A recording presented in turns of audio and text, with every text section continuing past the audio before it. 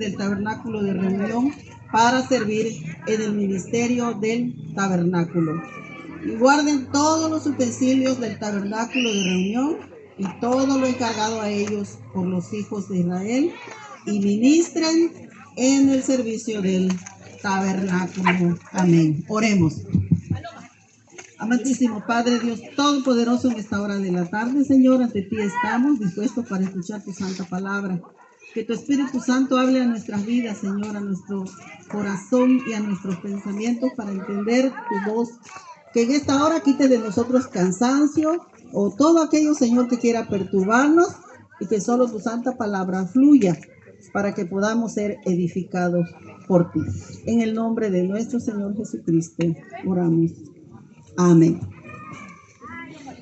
El título, hermanos, de este tema es Dios nos llama a ministrar, y hemos leído la palabra del Señor ahí en Números en el capítulo 3, donde el verso 8 nos dice: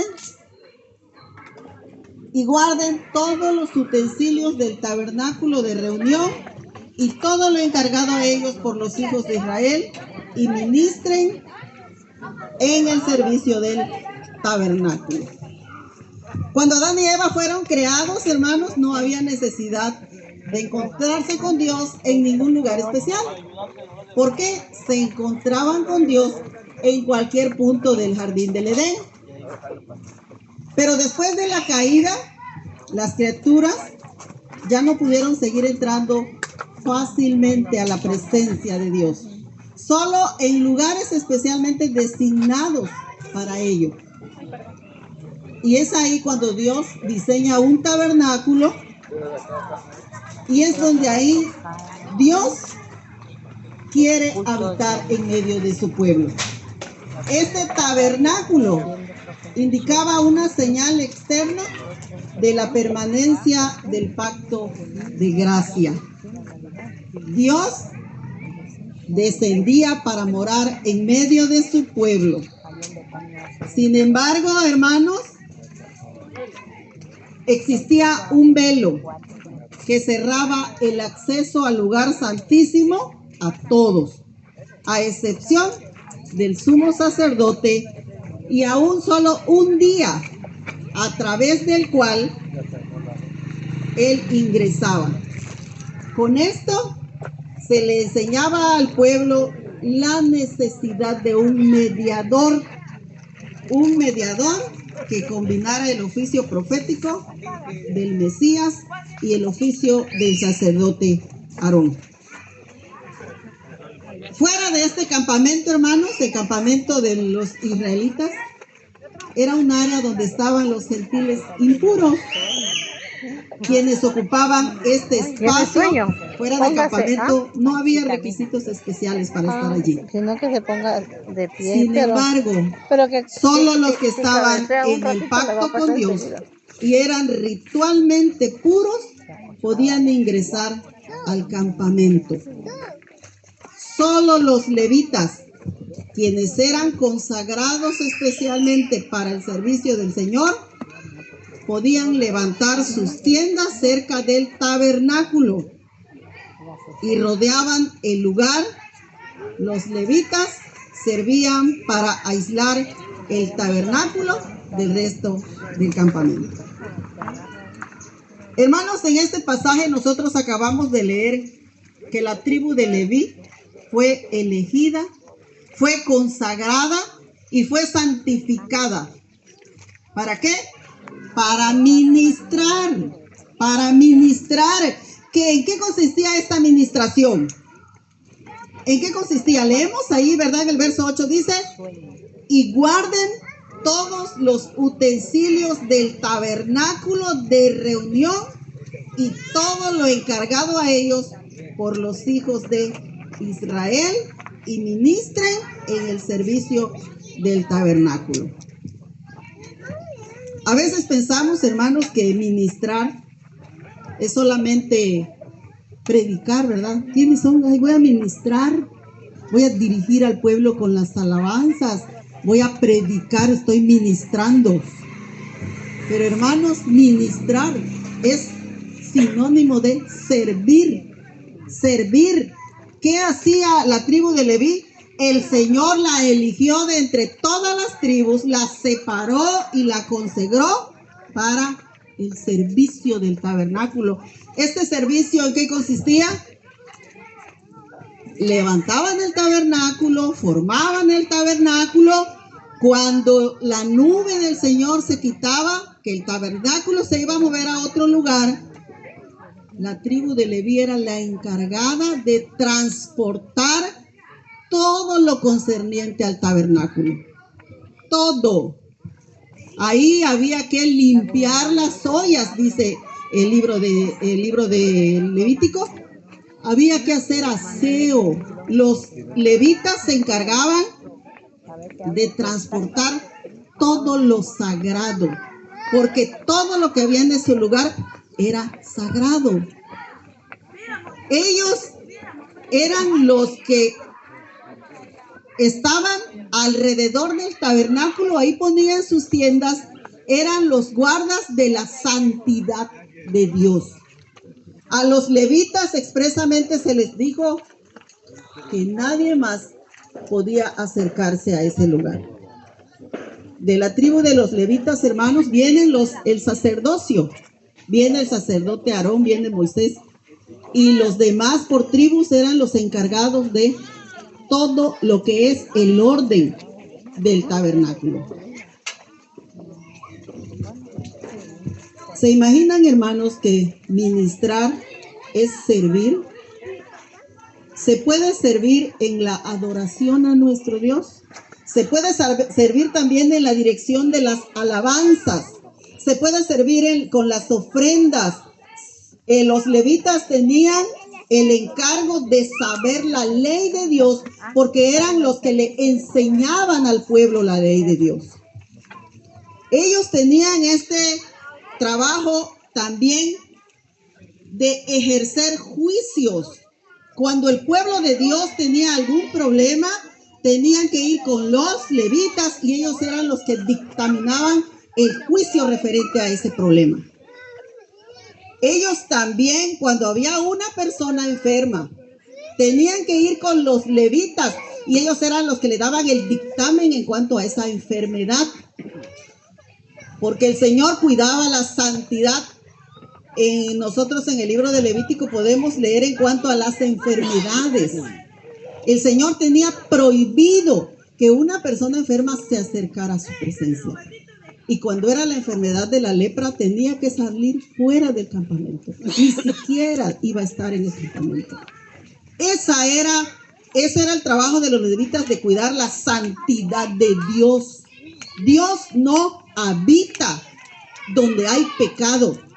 Por eso es que el levita, hermanos, estaba dispuesto, dice, a ejercer la espada. Cuando una persona extraña al servicio de los levitas se acercaba al campamento, al tabernáculo, ¿de qué manera iba a morir?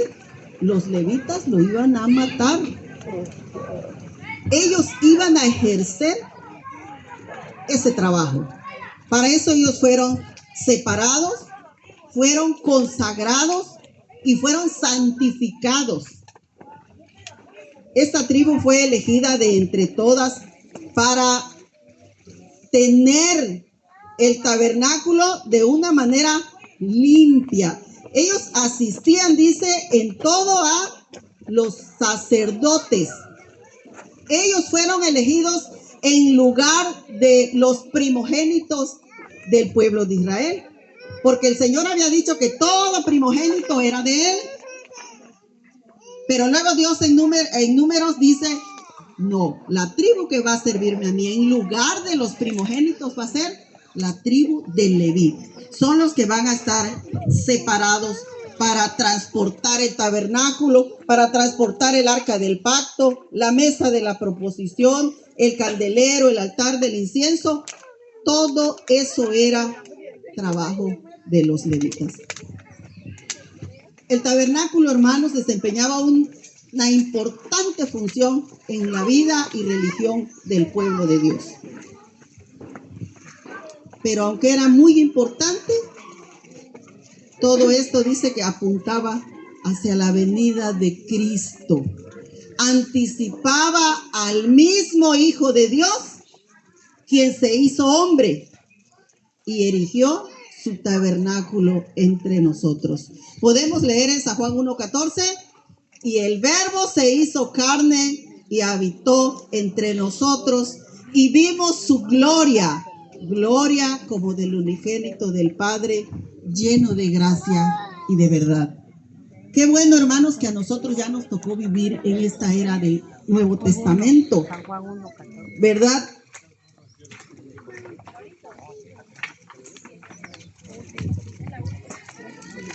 Hermanos, muchas de las leyes que nuestro Dios dio en el libro de Levítico dice, para asegurar la pureza del campamento. Al Señor le gusta que las cosas estén limpias. Y si ustedes leen el libro de Levítico, ustedes van a leer de qué manera el Señor ordena todo en cuanto a la impureza del pueblo. Quiere decir esto que el Señor quiere. El Señor no acepta ningún pecado delante de Él. Los levitas, hermanos, fueron contados en un censo de un mes. A partir de un mes, ya ellos pertenecían a este trabajo del tabernáculo. Dice que eran guardianes del tabernáculo dispuestos a ejercer su espada. El servicio de ellos simbolizaba la santidad y la separación requeridas de aquellos que se acercan a Dios. Ya en el periodo del rey David, hermanos, ya el tabernáculo cambió. Ya no era tabernáculo, ya ahora se hizo el templo.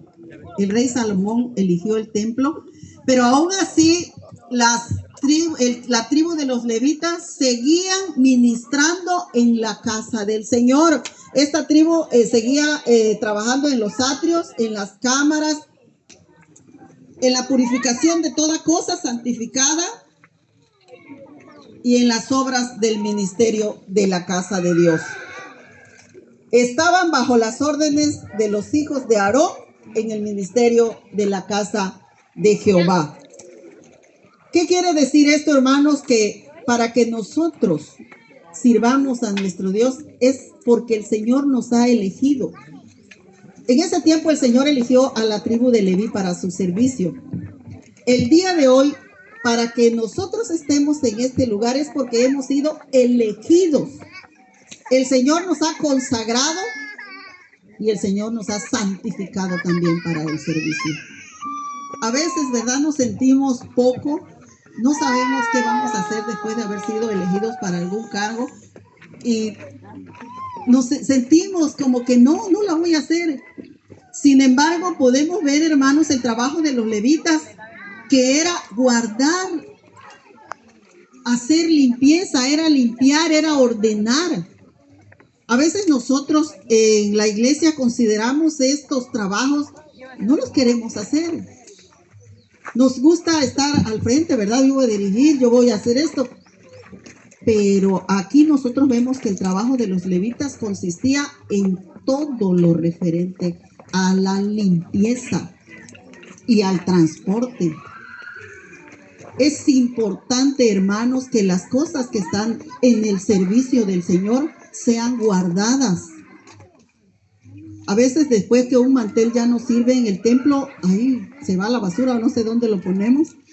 Todas esas cosas, hermanos, que han servido en el templo, se tienen que guardar o se tienen que quemar.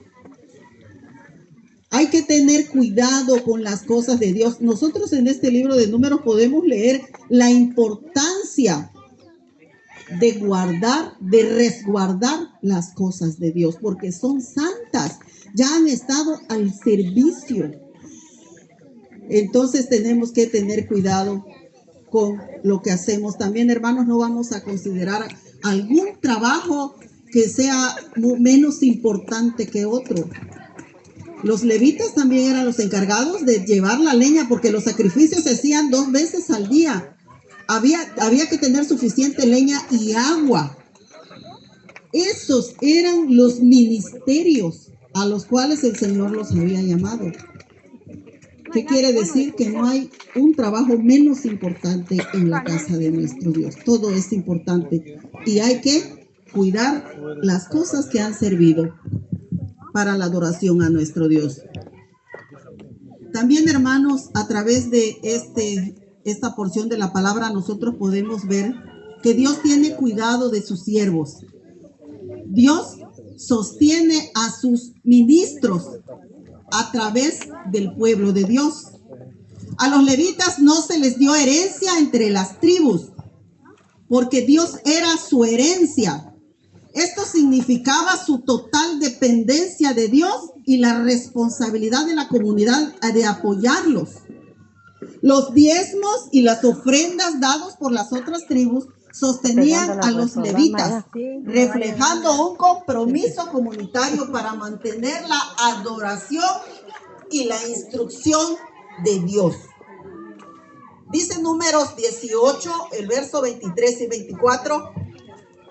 Mas los levitas harán el servicio del tabernáculo de reunión, y ellos llevarán su iniquidad, estatuto perpetuo para vuestros descendientes, y no poseerán heredad entre los hijos de Israel, porque a los levitas he dado por heredad los diezmos de los hijos de Israel, que ofrecerán a Jehová en ofrenda, por lo cual lo he dicho, entre los hijos de Israel no poseerán heredad. Esto, hermanos, como recordatorio de que la herencia última para los levitas y para todo Israel era Dios mismo. Y en Deuteronomio 10:9 nos dice, por lo cual Leví no tuvo parte ni heredad con sus hermanos, Jehová es su heredad, como Jehová tu Dios le dijo. Esto es algo importante, hermanos. La responsabilidad de la comunidad de sostener a sus siervos. Los levitas no se dedicaban a nada más que al servicio en el tabernáculo. ¿Quiénes iban a sostener a los levitas? El pueblo de Dios, con los diezmos y las ofrendas. ¿Para qué? Para que ellos pudieran dedicarse a la administración de las cosas de Dios. El día de hoy nosotros podemos ver pastores que trabajan medio tiempo y medio tiempo tienen que servir en la obra. ¿Por qué? Porque no se les sostiene. Bíblicamente, hermanos, nosotros como pueblo de Dios, si queremos que el pastor se dedique a la adoración y a la instrucción, tenemos que sostenerlo. Tenemos que ver por las necesidades de él. ¿A dónde más va a recurrir el pastor para tener su mantenimiento, su sostenimiento? Es responsabilidad de nosotros, así como el pueblo de Dios era responsable de sostener a esta tribu. Y no era uno, eran miles en la tribu de Leví que se dedicaban al servicio de Dios. Y eso era solamente su responsabilidad. A ellos Dios no les dio herencia. Ellos no tenían tierra. ¿Qué quiere decir esto? Que los ministros de Dios deben de dedicarse a la iglesia. El ministro de Dios no tiene por qué andar allá trabajando fuera. Porque la iglesia, el pueblo de Dios, es el que lo tiene que sostener. El periodo del servicio fue de los levitas, hermanos, desde los 25 años a los 50 años. Números 8, 24 al 26 nos dice: los levitas de 25 años arriba entrarán a ejercer su ministerio en el servicio del tabernáculo de reunión. Pero desde los 50 años cesarán de ejercer su ministerio y nunca más lo ejercerán. Servirán con sus hermanos en el tabernáculo de reunión para hacer la guardia, pero no servirán en el ministerio. Así harás con los levitas en cuanto a su ministerio. Eso, hermanos, de la jubilación no es algo, ¿verdad?, que surgió, que porque lo andan inventando ahora. El propósito de esta jubilación, hermanos, era redirigir el servicio hacia una orientación más madura, hacia una consejería. ¿Por qué? Porque trasladar el tabernáculo significaba que tenía que tener fuerza física, tenía que estar fuerte para trasladar eso, porque pesaba. A partir de los 50 años, Dios considera que ya el levita se podía dedicar a la consejería, a otras cosas que no implicaran la fuerza física. También, hermanos, como ellos tenían que examinar la piel de los enfermos cuando llegaban, pues ya a partir de los 50 años ya tenemos que usar lentes, ¿verdad? Ya no iban a poder hacer bien ese trabajo. No había lentes, no los habían inventado. No sé a partir de qué año inventaron ya esta bendición para los que ya no, estamos ya después de los 50 años. ¿Verdad? Pero en ese tiempo no había. Por eso es que nuestro Dios es tan sabio, hermanos. Es tan sabio que tiene cuidado de sus hijos. Se preocupa por eso.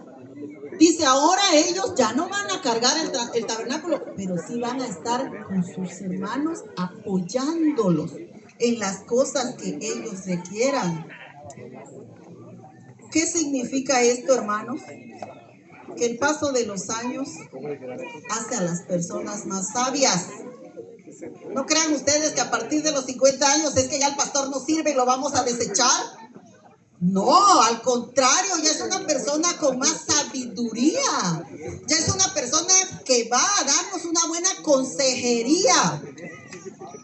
Dios es tan sabio que eso nos enseña a través de su palabra.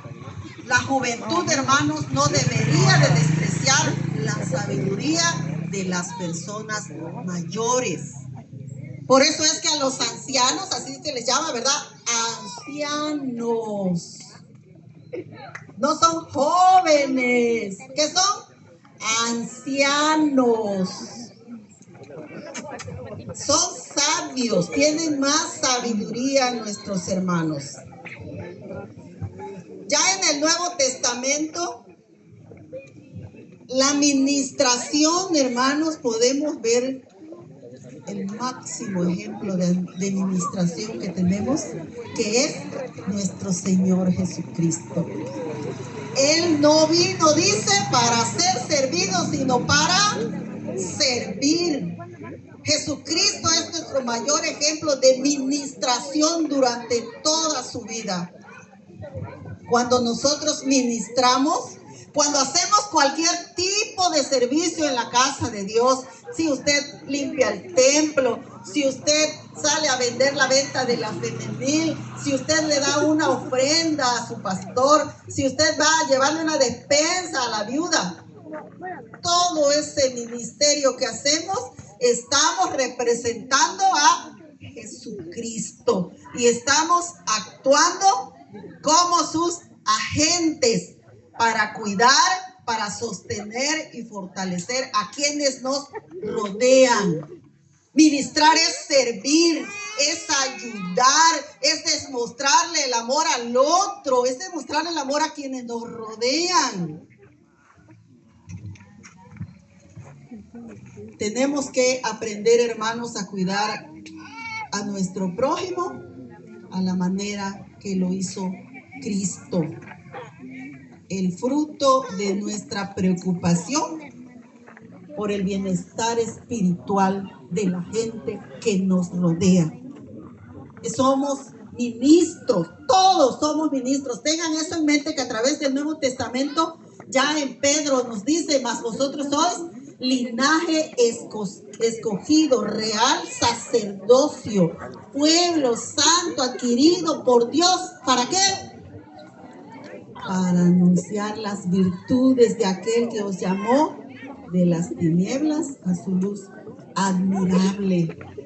Ahí nosotros ya podemos ministrar enseñando e intercediendo. Ahora, hermanos, toda la comunidad de la fe tenemos ese sacerdocio. Pero los principios fundamentales, hermanos, establecidos a través de este sacerdocio levítico, continúan aún el día de hoy en la adoración y el servicio a nuestro Dios. No ha pasado de moda. No crean ustedes que eso fue en el Antiguo Testamento. Ya no somos levitas, ya no somos sacerdotes.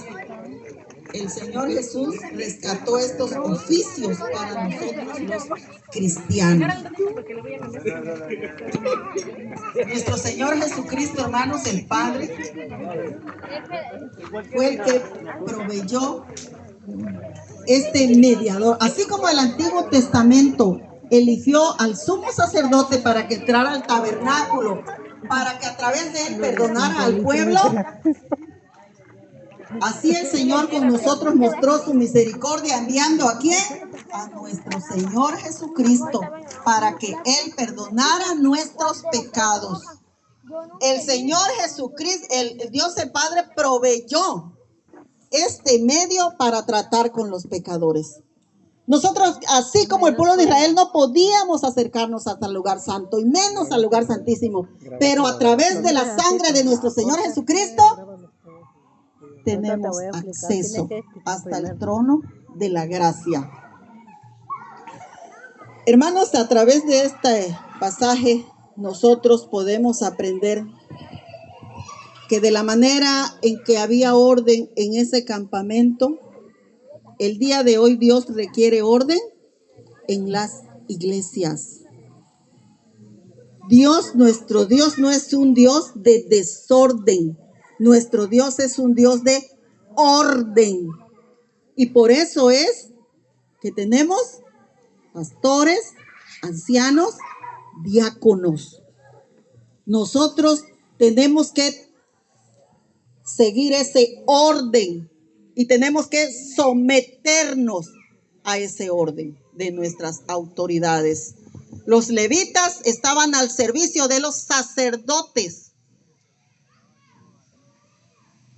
Dios es un Dios de familias. También aprendemos en este pasaje que Dios es un Dios de familia. Dios eligió a la tribu de Leví. A ellos los eligió, a todos los de la tribu de Leví. Cuando Dios llama a una familia para servir, hermanos, no tenemos por qué oponernos. Es que son familia, es que se van a juntar, es que van a hacer sus reuniones allá y van a hacer no sé qué. Dios es un Dios de familias. Lo ha demostrado. Lo demostró a través de su palabra. La otra verdad, hermanos, que podemos aprender en este pasaje es que Dios es un Dios santo. Y no nos podemos acercar a Él sin un mediador. Él mismo nos proveyó del mediador, que es nuestro Señor Jesucristo. Sin Él no tuviéramos acceso al Padre. La jerarquía, hermanos, de los sacerdotes y los levitas, que nos muestran que los ministros no deben funcionar sin autoridad. Los ministros también tienen una autoridad. ¿En dónde está esa autoridad? En el presbiterio. De esa manera, hermanos, es nuestro orden. No puede haber un ministro allá que diga, no, pues yo vengo de no sé de dónde y mi carta trae y queremos darle el púlpito.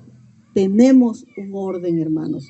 Los ministros tienen que funcionar con autoridad. El hecho de que no había herencia para los levitas nos enseña que los siervos de Dios no deben tener intereses terrenales, sino dedicarse al servicio de Dios. Ese es el llamado, hermanos. Nuestra herencia es Dios. Pero también el diezmo nos enseña que los ministros del Evangelio tienen el derecho del sostén económico. Es un derecho dado por Dios, hermanos. Porque ellos, dice Hebreos, velan por nuestras almas. Ellos son los que están al frente. A veces, ¿verdad? Pobres pastores cuando van allá, salen, con trabajo les queremos dar el diezmo, con trabajo les queremos dar una ofrenda a sus viáticos. Qué triste es que nuestros pastores vayan sufriendo cuando a veces está en la tesorería inflada. Nuestros pastores, hermanos, no tienen por qué sufrir, porque es un mandato de Dios que el pueblo de Dios los tiene que sostener. Es su derecho, es el derecho que ellos tienen. Y eso lo podemos leer en 2 de Corintios 21, 2 de Corintios 11, del 22 al 30. 2 de Corintios 11, del 22 al 30.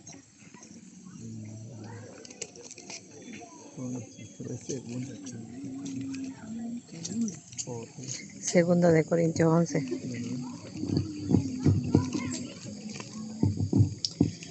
Con esto terminamos, hermanos, dice la palabra de nuestro Dios, 2 de Corintios 11, 22 al 30. 22. ¿Son hebreos? Yo también. ¿Son israelitas? Yo también. ¿Son descendientes de Abraham? También yo. ¿Son ministros de Cristo? Como si estuviera loco hablo. Yo más, en trabajos más abundante, en azotes sin número, en cárceles, más en peligros de muerte muchas veces. De los judíos, 5 veces he recibido 40 azotes menos uno. 3 veces he sido azotado con varas, 1 vez apedreado. 3 veces he padecido naufragio. 1 noche y 1 día he estado como náufrago en alta mar. En caminos muchas veces, en peligros de ríos, peligros de ladrones, peligros de los de mi nación, peligros de los gentiles, peligros en la ciudad, peligros en el desierto, peligros en el mar, peligros entre falsos hermanos, en trabajo y fatiga, en muchos desvelos, en hambre y sed, en muchos ayunos, en frío y en desnudez, y además de otras cosas, lo que sobre mí se agolpa cada día, la preocupación por todas las iglesias. ¿Quién enferma y yo no enfermo? ¿A quién se le hace tropezar y yo no me indigno? Si es necesario gloriarse, me gloriaré en lo que es de mi debilidad. Esto decía el apóstol Pablo cuando hablaban muy mal de él los falsos apóstoles. Hermanos, ¿cuánto es el salario mínimo el día de hoy? ¿Verdad? Nuestro cabecita de algodón se preocupó por todos los pobres y subió el salario mínimo. ¿A qué cantidad? 268.50. Multiplíquenlo por 30, hermanos. Salario mínimo. ¿Cuánto están ganando nuestros pastores el día de hoy? Somos el cuerpo de Cristo. Somos los que hacemos la obra de Cristo. Somos las manos, los ojos, los pies de Cristo. Analicen, hermanos, la situación de sus pastores. Provéanle a sus pastores lo necesario. Cuando se enferme, hermanos, llévenle una ofrenda para que vaya al doctor, para que compre su fruta. Estén pendientes de los pastores. ¿Por qué nuestra juventud ya no quiere ser pastor? Nuestro seminario, yo creo que no hay nadie estudiando allá, no hay ningún joven que esté estudiando para pastor, preparándose. Tú vas a estudiar para pastor. Porque ven la situación de los siervos de Dios. Y para morirse de hambre, pues dicen que mejor estudian nuestra carrera. No, hay experiencia. ¿Qué estamos haciendo, hermanos, en nuestro presbiterio por nuestra juventud? Pero ¿cómo vamos a demostrarle a los jóvenes que realmente el trabajo de pastor es un trabajo, un llamado excelente? Solo nosotros lo vamos a poder hacer con nuestro ejemplo. Hermanos, vamos a ponernos de pie y vamos a poner en las manos de Dios nuestro presbiterio, la vida de los pastores. Son pocos, ¿verdad? Los podemos contar con nuestros dedos y aún no todos están trabajando como debe de ser. Vamos a orar por nuestra juventud. Vamos a orar que el Señor levante quienes quieran ir al seminario. Es triste ver que nuestros pastores, yo creo que ya todos deberían de estar jubilados por la edad que tienen. ¿Y dónde están los jóvenes que van a continuar el día que ellos ya no estén? ¿Dónde están? No tenemos ni siquiera unión de jóvenes en nuestro presbiterio. Hermanos, son cosas preocupantes. No tenemos unión de jóvenes. ¿De dónde van a salir los próximos pastores? Si no nos hemos preocupado por nuestra juventud. Dios quiera y ya estemos trabajando en la escuela dominical con los intermedios y no dejemos que se pierdan. Hay que instruir a nuestros niños para que el día de mañana podamos tener una sociedad de jóvenes fuerte. Ya es lo único que podemos hacer. Por los jóvenes que ya no están, solo vamos a orar y que el Señor tenga compasión de nuestro presbiterio y levante jóvenes que quieran estudiar, que quieran ir al seminario. Voy a invitar al pastor Nazario que nos venga a dirigir con la oración para finalizar este mensaje.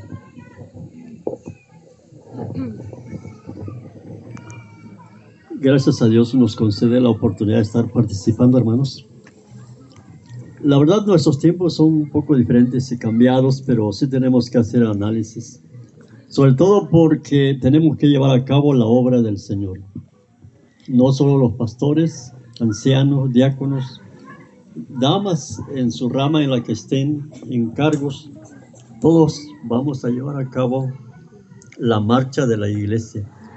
Y tenemos la bendición del Señor que dice que las puertas del infierno no prevalecerán contra la iglesia, porque la iglesia es el cuerpo de Cristo y permanece para siempre. Así que tenemos la aprobación del Señor. Vamos a orar. Padre Santo, gracias por concedernos este privilegio de estar con tu pueblo, dirigido en esta ocasión por la Unión Femenil. Permite, Señor, que al ser expuesta tu palabra, haya cabida y sea asimilada en nuestros corazones. Permite que todos, desde el mayor hasta el menor, los niños, pueda haber una reflexión, una consideración sobre la importancia de realizar tu obra. Permite, Señor, que en nuestra mente y corazón haya ese anhelo de servirte en una forma fiel. Y perdona en nosotros nuestras incapacidades, nuestras debilidades, nuestras deficiencias, y ayúdanos a serte fiel hasta el día de la muerte. Gracias, Señor, por la exposición de tu palabra. Bendice tu hija quien expuso, así este pueblo presente, y sigue dirigiendo a esta unión femenil para que levanten en alto esta bandera de tu evangelio, y así este presbiterio siga adelante, marchando triunfantes en ti. Gracias, pues, Señor, por todo. Confirma esta palabra en nuestros corazones con la presencia de tu Santo Espíritu. Por Cristo, tu Hijo, nuestro Señor, te lo imploramos todo, ahora y siempre. Amén. Bueno, qué interesante.